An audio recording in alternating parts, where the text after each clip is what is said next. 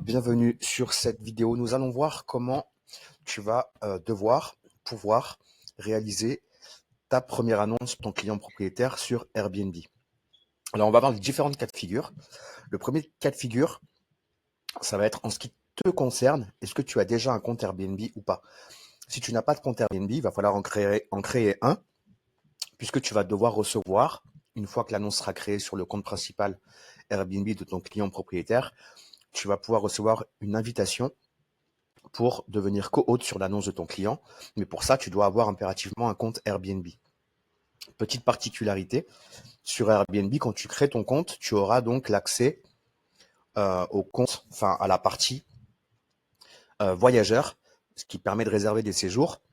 Mais dans la mesure où tu n'es pas co-hôte ou dans la mesure où tu n'as pas de logement sur Airbnb, tu n'auras pas encore accès à la partie hôte sur Airbnb. C'est-à-dire que ton compte Airbnb va se diviser en deux parties.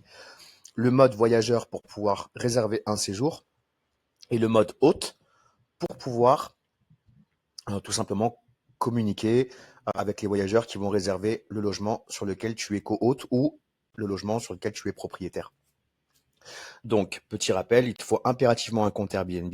Tu auras accès dans un premier temps au mode voyageur et tu seras en mesure d'accéder au mode hôte sur ton compte Airbnb dans la mesure où tu auras un logement en tant que co-hôte ou en tant que propriétaire. Donc, j'espère que c'est clair pour toi.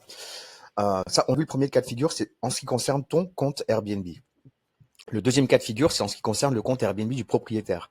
Différentes possibilités quand tu vas avoir un client, un premier client, ou première possibilité, il a déjà un compte Airbnb, donc en mode voyageur, il a déjà son logement sur Airbnb, en ligne ou pas, peu importe, donc sur la partie haute.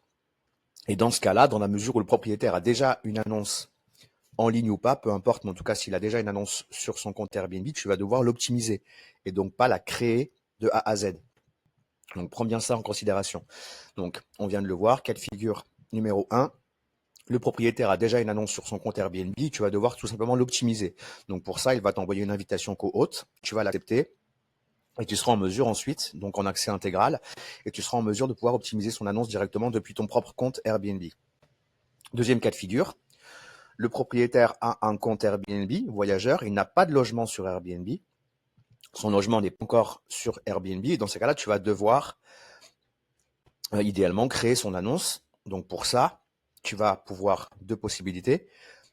Demander les identifiants de connexion à ton client propriétaire, te connecter sur son propre compte pour commencer à créer sa première annonce.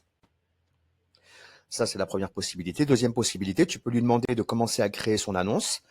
Et dès qu'il sera en mesure, donc simplement juste le début de l'annonce, et dès qu'il sera en mesure de pouvoir t'envoyer l'invitation co-hôte, il t'envoie l'invitation et tu prends le relais pour pouvoir compléter l'annonce qu'il a commencé à réaliser. Ça, c'est une deuxième possibilité. La troisième possibilité, si vraiment il n'est pas du tout doué avec l'outil Internet et avec Airbnb, tu vas tout simplement créer son annonce de A à Z depuis son propre compte Airbnb et t'envoyer une invitation co-hôte. Donc là, on vient de voir les différents cas de figure. Donc là, j'ai par exemple une cliente qui a un logement en Espagne.